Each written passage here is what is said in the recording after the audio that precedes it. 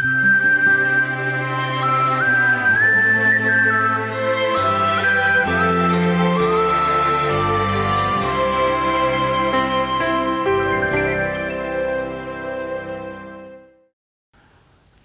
दोस्तों, एक बार फिर से आप सबों का स्वागत है उस कार्यक्रम में जिसका नाम है सत्य वचन, जो कि एक गहन बाइबल अध्ययन श्रृंखला है। मैं आशा करता हूं कि पिछले अध्ययन में आपने उत्पत्ति के 11 के ऊपर के अध्ययनों से आशीषों को प्राप्त किया होगा।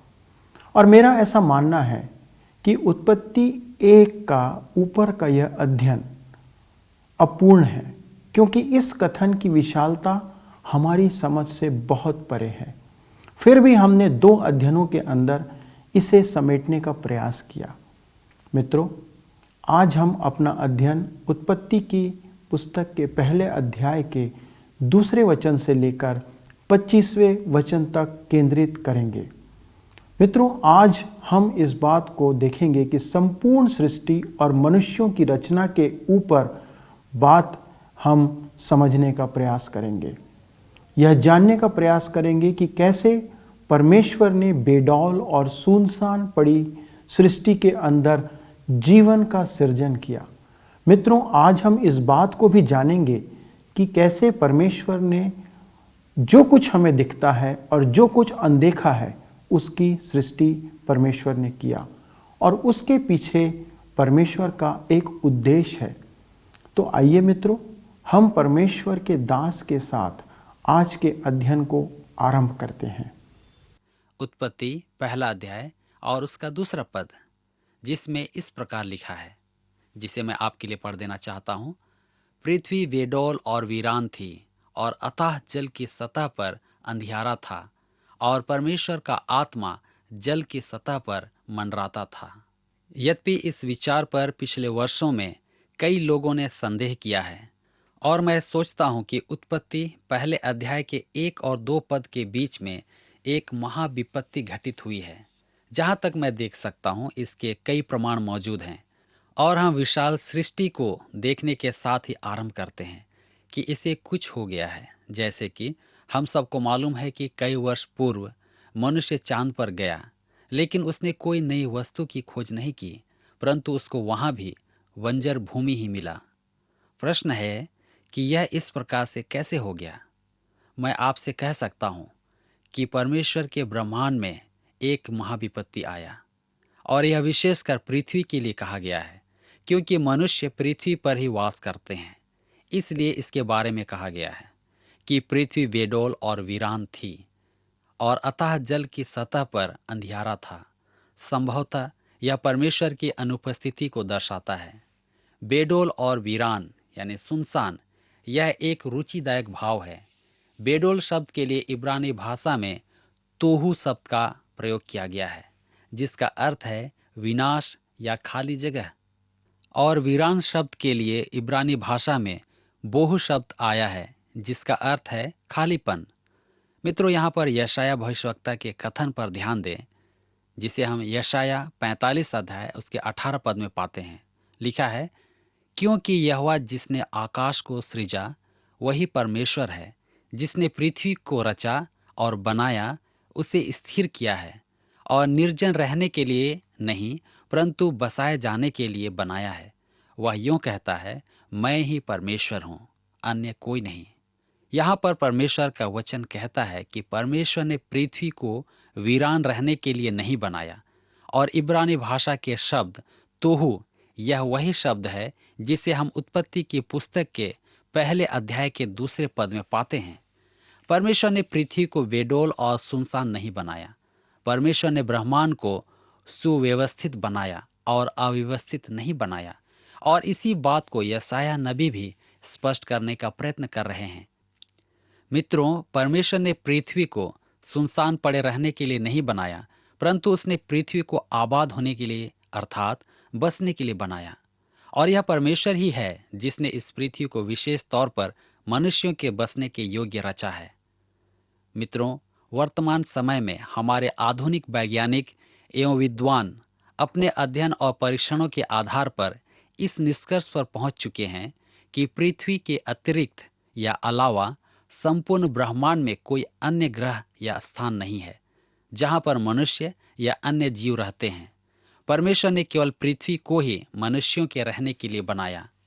मैं विश्वास करता हूं कि हमें उत्पत्ति की पुस्तक यह बता रही है कि पृथ्वी बेडौल और सुनसान बन गई थी, और यह भी चांद के जैसे निर्जन बन गया था जहां पर कोई भी निवास नहीं कर सकता।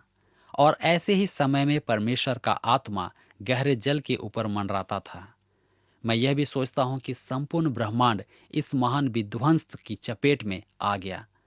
लेकिन यह विध्वंस या महाविपत्ति क्या थी? मित्रों, बाइबल इस विषय पर हमें अधिक जानकारी तो नहीं देती है, परंतु आदम के पूर्व इस पृथ्वी पर एक सृष्टि का वर्णन अवश्य करती है। और ऐसे लगता है कि यह सब कुछ प्रधान स्वर्गदूत लूसीफर के पृथ्वी पर गिराए जाने से संबंधित है, जिसे भोर का तारा के नाम से संबोधित किया जाता था, जो उपद्रव से भरकर पाप में गिर गया। और परिणाम स्वरूप लूसीफर तथा उसके अनेक विद्रोही स्वर्गदूतों को पृथ्वी पर गिरा दिया गया। और यही विद्रोही स्वर्गदूत इस पृथ्वी पर भय तथा विध्वंस का कारण बना। यदि आप इसके बारे में अधिक जानना चाहते हैं तो आप यशायाह की पुस्तक उसके 14 अध्याय और उसके 12 से 19 पद तक तथा यहेजकेल की पुस्तक उसका 28 अध्याय के 11 पद से 19 पद को अवश्य पढ़ें, जहां पर लूसीफर को भोर का तारा कहकर संबोधन किया गया है। आइए हम आगे बढ़ते हैं। उत्पत्ति की पुस्तक के पहले अध्याय के दूसरे पद में हम एक अति सुंदर बात पाते हैं, और इस पद में लिखा है कि परमेश्वर का आत्मा जल के ऊपर मंडराता था, अर्थात पृथ्वी के प्रति चौकसी व चिंतन करता था। और इसी कारण से पवित्र आत्मा यहाँ पर अपना कार्य आरंभ करता है, जिसके बारे में हम लोग आगे बार बार पाएंगे कि वह दृश्य में आता है और पुनः अर्थात दोबारा सृष्टि करता है, और हूबहू हमारे लिए भी वही करता है। मित्रों, आपको याद होगा कि जब प्रभु यीशु मसीह इस पृथ्वी पर थे तो उन्होंने कहा था, मैं तुझसे सच सच कहता हूँ कि जब तक कोई जल और आत्मा से न जन्मे वह परमेश्वर के राज्य में प्रवेश नहीं कर सकता। यूहन्ना 3 अध्याय के 5 पद में हम इसे पाते हैं। यहाँ पर जल परमेश्वर का वचन है, और यदि आप प्रतीक के रूप में जल की दीक्षा लेना चाहते हैं तो यह अच्छी बात है, परंतु ध्यान रहे कि यहाँ पर जल का तात्पर्य परमेश्वर के वचन से है और पवित्र आत्मा इसका लेखक या कर्ता है। इसलिए इस विषय का अध्ययन करना हमारे लिए अति महत्वपूर्ण है। प्रिय मित्रों, अभी तक हमने उत्पत्ति के पहले अध्याय के पहले पद में ब्रह्मांड की रचना के विषय में अध्ययन किया, और दूसरे पद में हमने ब्रह्मांड के होने वाली उथल पुथल व अन्य परिवर्तनों के विषय में अध्ययन किया। अब हम कुछ क्षणों के लिए पृथ्वी की संरचना के विषय में पवित्र बाइबल के आधार पर विचार करेंगे, और हम देखेंगे कि परमेश्वर ने किस प्रकार 6 दिन में संपूर्ण पृथ्वी तथा उस पर पाए जाने वाले सभी जीवित प्राणियों की रचना की। इसके बारे में हम उत्पत्ति की पुस्तक उसके पहले अध्याय के 3 पद से 31 पद में पढ़ते हैं। यहाँ पर बहुत सी मुख्य बातें हैं जिसकी ओर मैं आपका ध्यान केंद्रित करना चाहता हूँ, परंतु इसके पूर्व निर्गमन की पुस्तक के 20 अध्याय और उसके 11 पद को देखें। यहाँ पर इस प्रकार से लिखा हुआ है, क्योंकि परमेश्वर ने 6 दिन में आकाश और पृथ्वी, समुद्र और जो कुछ उनमें है सबको बनाया, और 7वें दिन विश्राम किया। मित्रों, इस पद पर थोड़ा ध्यान दीजिए। इस पद में कहीं भी सृष्टि या रचना के बारे में चर्चा नहीं की गई है, अर्थात परमेश्वर यहाँ पर किसी प्रकार की नई सृष्टि या रचना नहीं कर रहे हैं। इस पद में बनाया शब्द का प्रयोग किया गया है, जिसका मतलब यह हुआ कि इन 6 दिनों में परमेश्वर सृष्टि नहीं कर रहे हैं, परंतु पहले से विद्यमान पदार्थ अथवा वस्तुओं से कुछ नया बना रहे हैं। यहाँ हम देखते हैं कि परमेश्वर उन वस्तुओं का उपयोग कर रहे हैं जो पहले से ही उत्पन्न की जा चुकी है। वे कोई नई वस्तु उत्पन्न नहीं कर रहे हैं, परंतु उन्हीं को दोबारा बना रहे हैं। मित्रों, यहाँ पर हम देखते हैं कि परमेश्वर उस पदार्थ या वस्तु पर कार्य कर रहे हैं जिसे उसने अरबों साल पहले उत्पन्न किया था। एक विशेष बात हम देखते हैं कि परमेश्वर ने जीवित प्राणियों को रचा और पृथ्वी पर रख दिया, और पृथ्वी पर सारी सृष्टि की देखभाल करने के लिए उसने मनुष्य की रचना की। यही वह सृष्टि है जिसमें हम रुचि रखते हैं, क्योंकि आप और मैं भी इसी सृष्टि के एक हिस्से हैं। और इसी कारण आज उत्पत्ति के लेख या पुस्तक हमारे लिए अत्यधिक महत्वपूर्ण है। आइए हम परमेश्वर के द्वारा किए गए उन 6 दिनों की सृष्टि के विषय में अध्ययन करें। सर्वप्रथम हम पहले दिन की सृष्टि के विषय में देखेंगे, जो हमें उत्पत्ति की पुस्तक उसके 1 अध्याय के 3 पद से 5 पद में मिलता है। तो आइए हम इसे पढ़ें। तब परमेश्वर ने कहा, उजियाला हो, और उजियाला हो गया। परमेश्वर ने देखा कि उजियाला अच्छा है, और परमेश्वर ने उजियाले को अंधियारे से अलग किया, और परमेश्वर ने उजियाले को दिन तथा अंधियारे को रात कहा। तब संध्या हुई, फिर सवेरा हुआ, और इस प्रकार पहला दिन हो गया। कृपया यहाँ पर ध्यान दीजिए, परमेश्वर ने कहा उजियाला हो, और उजियाला हो गया। इसी प्रकार से इस अध्याय में कुल 10 बार परमेश्वर के द्वारा कहे गए शब्द मिलते हैं। जैसे परमेश्वर ने कहा, जल के बीच एक अंतर हो, उजियाला हो, आकाश के नीचे का जल एक स्थान पर इकट्ठा हो जाए, आदि। ये सब परमेश्वर के द्वारा कहे गए शब्द हैं। किसी व्यक्ति ने इसे सृष्टि की 10 आज्ञा कहा है। मित्रों, यह ईश्वरीय 10 नियम है जिसे हम इस अध्याय में पाते हैं। परमेश्वर ने कहा उजियाला हो। यह पहली बार है कि हमें बताया गया कि परमेश्वर ने बातें की, और ये उसके पहले शब्द हैं जो उत्पत्ति की पुस्तक में लिखे गए हैं। तो आइए अब हम दूसरे दिन की सृष्टि को देखें।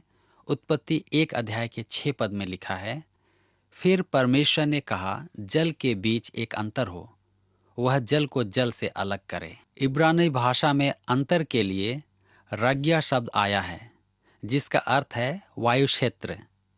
जल को जल से अलग करे, इसका क्या मतलब है? यहाँ पर परमेश्वर ने जल के बीच एक अंतर बना दिया, और जल 2 भागों में बट गया। एक भाग का जल हमारे ऊपर और दूसरे भाग का जल हमारे नीचे है। यही इस पद के कहने का मतलब है, जिसे हम उत्पत्ति 1 अध्याय के 7 पद में पढ़ते हैं। उत्पत्ति 1 अध्याय के 7 पद में, तब परमेश्वर ने अंतर स्थापित करके अंतर के नीचे के जल को अंतर के ऊपर के जल से अलग किया, और ऐसा ही हो गया। मित्रों, वर्षा ऋतु में कई कई इंच जल पृथ्वी पर गिरता है, और हम कहते हैं कि उक्त स्थान पर 2 इंच या 5 इंच वर्षा हुई है। इसका तात्पर्य है कि हमारे ऊपर का जल 2 या 5 इंच पृथ्वी पर आ गया है। इस प्रकार हम कह सकते हैं कि असंख्य इंच जल हमारे ऊपर हर समय रहता है। आगे हम उत्पत्ति 1 अध्याय के 8 पद में पढ़ते हैं कि परमेश्वर ने उस अंतर को आकाश कहा, और तब संध्या हुई, फिर सवेरा हुआ, इस प्रकार दूसरा दिन हो गया। और परमेश्वर ने उस अंतर को आकाश कहा। मित्रों, यह उस प्रकार का आकाश नहीं है जिस प्रकार का आकाश मैं और आप सोचते हैं। वास्तव में 3 प्रकार के आकाश का वर्णन हमें पवित्र शास्त्र में मिलता है। आकाश मंडल वह स्थान है जहाँ तक पंछी उड़ते हैं, और यीशु मसीह इसी आकाश के बारे में कहते हैं कि आकाश के पक्षियों को देखो, वे ना बोते हैं और ना काटते हैं। यह प्रथम आकाश है जहाँ पक्षी पाए जाते हैं। और दूसरा आकाश वह स्थान है जहाँ आकाश के तारागण पाए जाते हैं। और तीसरा आकाश वह स्थान है जहाँ परमेश्वर तथा उसके स्वर्गदूत निवास करते हैं। इस प्रकार से आकाश की प्रथम परत वह है जहाँ वायुमंडल पाया जाता है और पक्षी हवा में उड़ते दिखलाई देते हैं। यहाँ पर इसी आकाश के बारे में कहा गया है। तो आइए हम तीसरे दिन की सृष्टि के विषय में देखें, जो हमें उत्पत्ति 1 अध्याय के 9 और 10 पद में मिलता है।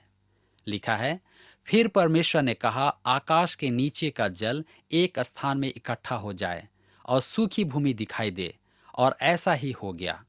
परमेश्वर ने सूखी भूमि को पृथ्वी कहा, तथा जो जल इकट्ठा हुआ था उसको उसने समुद्र कहा। तब परमेश्वर ने देखा कि अच्छा है। इस वचन के आधार पर हम पाते हैं कि परमेश्वर ने जलों का विभाजन समानांतर रूप से किया। सर्वप्रथम ऊपर तथा नीचे के जलों को पृथक किया। इसके बाद पृथ्वी पर के जल को सूखे स्थल से पृथक किया। मित्रों, यहाँ पर कोई भी अवैज्ञानिक बातें नहीं हैं, क्योंकि विश्व के समस्त वैज्ञानिक इस बात से सहमत हैं कि पृथ्वी के सभी ऊंचे स्थलखंड तथा पर्वत शिखर किसी समय जल में डूबे हुए थे। दूसरी ओर वैज्ञानिकों का यह भी मानना है कि पृथ्वी का यह भयानक दंड परमेश्वर की ही ओर से आया है, लेकिन इसके बारे में हम लोग अधिक नहीं जानते हैं। यह नूह के समय के जल प्रलय का प्रमाण भी है, और जो कुछ भी हुआ उसका वर्णन बाइबल हमें संक्षेप में देती है। परमेश्वर ने हमें इसके बारे में बहुत थोड़ी जानकारी दी है, इसलिए जो कुछ भी हम कहते हैं वह निराधार हो जाता है, परंतु उसने हमें पर्याप्त जानकारी दे दी है ताकि हम उस पर विश्वास कर सकें। मित्रों, हम यहाँ पर एक खास बात देखते हैं कि परमेश्वर ने सूखी भूमि को पृथ्वी कहा। अब प्रश्न यह उठता है कि वास्तव में परमेश्वर क्या करने की तैयारी कर रहे हैं। इस तैयारी को देखने से पता चलता है कि परमेश्वर मनुष्य को इस स्थान पर रखना चाहते हैं, वह स्थान जहां लोग निवास कर सकते हैं। यद्यपि मनुष्य जलचर या जल जंतु नहीं है, जैसे कि क्रम विकास सिद्धांत के मानने वाले कहते हैं, और मनुष्य न ही कोई समुद्री पौधा है। मित्रों, मनुष्य परमेश्वर का सबसे उत्तम सृष्टि है जिसे पृथ्वी पर रहने के लिए बनाया गया है। तो आइए हम उत्पत्ति 1 अध्याय के 11 पद को पढ़ें। तो कृपया आप भी अपने बाइबल में मेरे साथ पढ़िए। फिर परमेश्वर ने कहा, पृथ्वी वनस्पति उत्पन्न करे, अर्थात पृथ्वी पर बीज वाले पौधे और अपनी अपनी जाति के अनुसार फल देने वाले वृक्ष उगें, जिनके बीज उन्हीं में हैं। और ऐसा ही हो गया। यह पद हमें इस बात का संकेत देता है कि मनुष्य जल प्रलय के पहले शाकाहारी थे, इसलिए परमेश्वर ने फल देने वाले वृक्षों को उगाए ताकि मनुष्य फल और कंदमूल खाए। इस प्रकार परमेश्वर ने भांति भांति के वनस्पति उगाए, जिनके बीज उन्हीं में थे। तो मित्रों, आइए हम उत्पत्ति 1 अध्याय के 12 और 13 पद को भी पढ़ें, जहाँ पर लिखा है, वनस्पति अर्थात अपनी अपनी जाति के अनुसार बीज वाले पौधे और फलदायक वृक्ष उगे, जिनमें अपनी अपनी जाति के अनुसार बीज होते हैं। और परमेश्वर ने देखा कि अच्छा है। तब संध्या हुई, फिर सवेरा हुआ, इस प्रकार तीसरा दिन हो गया। चौथा दिन जिसमें सूरज, चंद्रमा और तारागण है। तो आइए हम उत्पत्ति 1 अध्याय के 14 पद को भी पढ़ें। उत्पत्ति 1 का 14 पद। फिर परमेश्वर ने कहा, दिन को रात से अलग करने के लिए आकाश के अंतर में ज्योतियां हो, और वे चिन्हों, नियत समयों और दिनों तथा वर्षों के लिए हों। मित्रों, हम यहाँ पर देखते हैं कि परमेश्वर सूरज और चंद्रमा की सृष्टि इस समय नहीं कर रहे हैं, क्योंकि ये तो पहले से ही मौजूद हैं और परमेश्वर उन्हें सिर्फ उनकी सही जगह पर नियुक्त कर रहे हैं। अब हम और आगे बढ़ते हैं और उत्पत्ति 1 अध्याय के 15 और 16 पद को भी देखते हैं।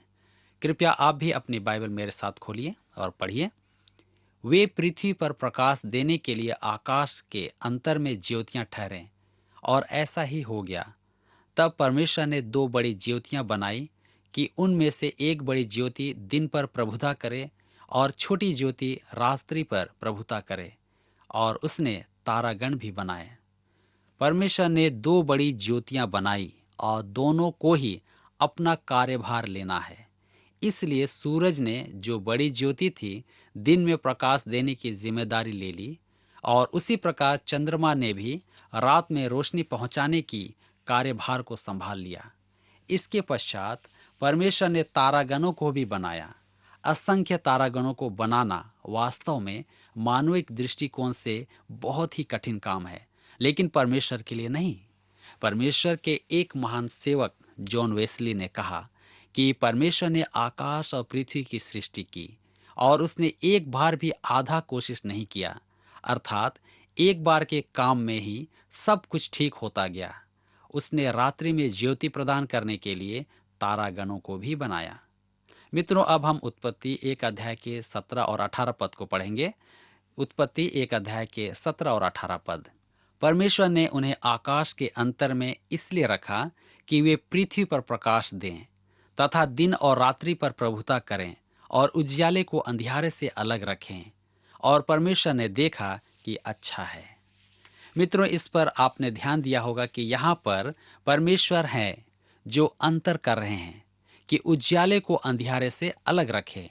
क्या आप जानते हैं कि परमेश्वर आज भी उजियाले को अंधियारे से दूर ही रखते हैं? पूर्व काल में किसी व्यक्ति ने एक प्रश्न पूछा कि सही और गलत के बीच में क्या अंतर है। इसलिए परमेश्वर ने एक लकीर खींच दी है ताकि हम जान सकें कि सही क्या है और गलत क्या है। परमेश्वर कहते हैं कि सही क्या है और इसके लिए उसने कुछ नियमों को हमें दिया है। परमेश्वर उजियाला को अंधियारे से अलग करते हैं और सिर्फ इतनी ही भिन्नता सही और गलत के बीच में है। उत्पत्ति 1 अध्याय के 19 पद में हम पढ़ते हैं, तब संध्या हुई, फिर सवेरा हुआ और इस प्रकार चौथा दिन हो गया। अब हम देखेंगे 5वें दिन की सृष्टि के बारे में। कृपया मेरे साथ उत्पत्ति 1 अध्याय के 20 पद को पढ़ें। फिर परमेश्वर ने कहा, जल झुंड के झुंड जीव जंतुओं से अत्यधिक भर जाए और पृथ्वी के ऊपर आकाश के विस्तार में पक्षी उड़े। मित्रों, हमारे पास विकास के विषय में कुछ बातें उपलब्ध हैं। इसका मतलब यह नहीं हुआ कि सभी वस्तुएं एक छोटी कोशिका से आई हैं, परंतु परमेश्वर ने प्रत्येक सृष्टि की रचना की है और प्रत्येक सृष्टि में विस्तार हुआ है। परमेश्वर ने कहा, जल जीवित प्राणियों से बहुत ही भर जाए। और अगला पद इस बात को स्पष्ट करता है, उनकी अपनी जाति के अनुसार। यहाँ पर जाति का अर्थ शुक्राणु से नहीं है, जैसा कि डार्विन ने इसके विषय में कहा है। आइए हम उत्पत्ति 1 अध्याय के 21 और 22 पद को पढ़ें। और परमेश्वर ने विशालकाय समुद्री जल जंतुओं तथा प्रत्येक जीवित और तैरने फिरने वाले जंतु की सृष्टि की, जिनकी भिन्न भिन्न जातियों से जल बहुत ही भर गया। और इसी प्रकार हर एक जाति के उड़ने वाले पक्षियों की भी सृष्टि की। और परमेश्वर ने देखा कि अच्छा है। और परमेश्वर ने यह कहकर आशीष दी, फूलों फलों और समुद्र के जल में भर जाओ और पृथ्वी पर पक्षी बहुत ही बढ़े। मित्रों, शायद आपको याद होगा कि हमने एक वैज्ञानिक के कथन को देखा था, जिसमें उसने कहा था, यदि हमारी पाठशालाएं सृष्टि की कहानी को पढ़ाती तो संभवतः वे स्टार्क की कहानी को भी पढ़ाती। मेरा विश्वास कीजिए कि पवित्र शास्त्र बाइबल ने इस कहानी को बिल्कुल दूर कर दिया है। यदि आप इसे ध्यान से पढ़ेंगे तो पाएंगे कि इन जानवरों को सामने लाने की जरूरत थी, और यही बात मनुष्य के लिए भी सत्य साबित होती है। आप एक ठूंठ के जड़ में घबराहट नहीं देख सकते हैं, न ही स्टार्क अपने छोटे बच्चे को आगे ला सकती है। इसके आगे उत्पत्ति 1 अध्याय के 23 पद में हम पढ़ते हैं, 1 का 23, तब संध्या हुई, फिर सवेरा हुआ और इस प्रकार 5वां दिन हो गया। मित्रों, आइए हम 6वें दिन के सृष्टि के बारे में भी पढ़ें, जो हमें उत्पत्ति 1 अध्याय के 24 और 25 पद में मिलता है। उत्पत्ति 1 का 24 और 25। फिर परमेश्वर ने कहा, पृथ्वी हर एक जाति के जीवित प्राणी अर्थात घरेलू पशु, रेंगने वाले जंतु और पृथ्वी के वन पशु उसकी अपनी जाति के अनुसार उत्पन्न करे। और ऐसा ही हो गया। और परमेश्वर ने पृथ्वी के जाति जाति के वन पशुओं, जाति जाति के घरेलू पशुओं और भूमि पर रेंगने वाले जाति जाति के सब जंतुओं को बनाया। और परमेश्वर ने देखा कि अच्छा है। मित्रों, यहाँ पर इसके अभिव्यक्ति पर ध्यान दें, जो हर एक जाति पर इसके जैविक संघ की बात है। प्रिय दोस्तों, आज का कार्यक्रम आपको कैसा लगा? हम आशा करते हैं कि आप इन कार्यक्रमों के द्वारा से आशीषों को प्राप्त कर रहे हैं, नई नई बात को सीखने का प्रयास कर रहे हैं। और आज हमने इस बात को सीखने का प्रयास किया कि बाइबल कहती है कि पृथ्वी बेडौल और सुनसान पड़ी थी और तब परमेश्वर ने उसमें सृष्टि किया।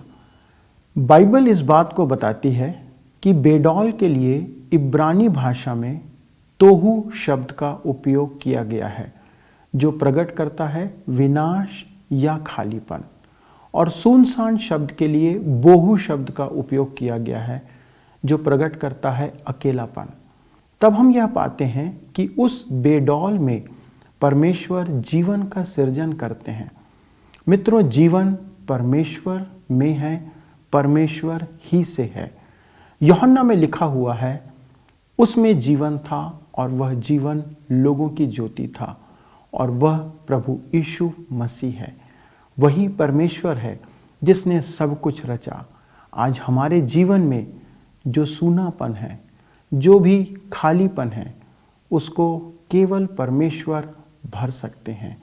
और वही परमेश्वर आज हमारे लिए उपलब्ध है कि हम अपने जीवन में परमेश्वर के द्वारा से रंगों को भरते हुए देख सकें। यह रंग केवल परमेश्वर आपके जीवन में भर सकता है। आइए मित्रों, हम प्रार्थना के द्वारा से आज के इस अध्ययन को समाप्त करें। हमारे स्वर्गीय पिता, हम धन्यवाद देते हैं कि आपने अपनी उस अद्भुत योजना के द्वारा उस बेडौल और सुनसान पड़ी पृथ्वी के ऊपर आपने जीवन का सृजन किया। प्रभु, जीवन आपसे है, आप में जीवन है और आप ही जीवन है। हम प्रार्थना करते प्रभु कि इस जीवन को प्रभु आप हर एक मनुष्यों के अंदर संचारित करें, हमारे श्रोताओं के अंदर संचारित करें कि पिता परमेश्वर ये वचन, आपका अध्ययन लोगों के जीवन को प्रभु बदले, उनके जीवन में उन आशीषों को लाए जो कि उन्होंने अब तक नहीं पाया है। हमारे सभी दर्शकों को आपके हाथों में सौंपते प्रभु, हर एक समस्या, परेशानी, विपत्ति से उन्हें दूर रखें, हर एक बीमारी से उन्हें दूर रखें। और यदि वो किसी बीमारी और रोग में हैं तो आप उन्हें अपना हाथ बढ़ाकर चंगाई प्रदान करें, अपनी शिफा उन्हें प्रदान करें। पिता, ये हमारी विनती है। सभी बातों के लिए धन्यवाद देते हुए विनती को यीशु के नाम से मांगते हैं, आमीन। मित्रों, हमारा समय यहाँ पर समाप्त होता है। आपसे पुनः मुलाकात करने का वादा करते हैं, परंतु आपसे विनती है कि आप अपने पत्र, अपने फ़ोन और अपने ईमेल मत रोकिए। हमसे बातें करें, हमारे साथ आप वार्तालाप करते रहें ताकि हम आपकी सहायता करने पाए। आज का समय यहीं समाप्त होता है। तब तक के लिए धन्यवाद। नमस्कार।